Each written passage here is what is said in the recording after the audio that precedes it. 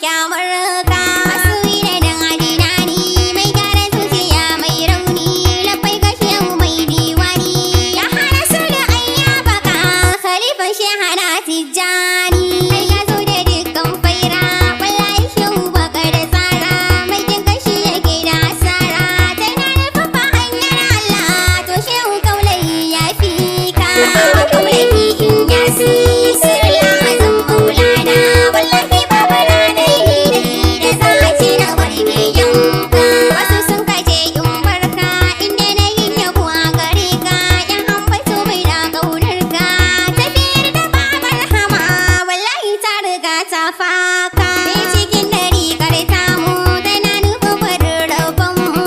Lazimi wazifar tamu ku dakata na baku bayanin akan yawanta wannan harka. Abin nufi gare mu dariƙa hanya ce ta bin mai maka.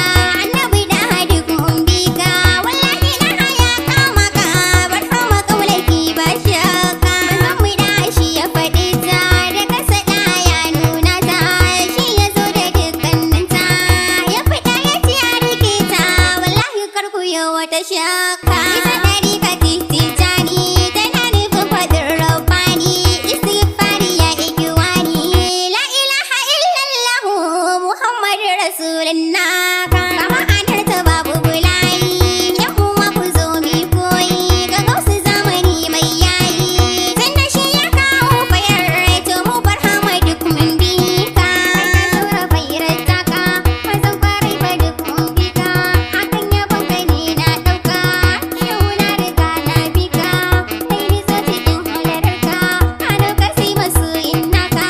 Ruman ka shehu na ya faka. Mai fari ido labai ka. Idan gaidan masoyin naka mai saje yawan albarka.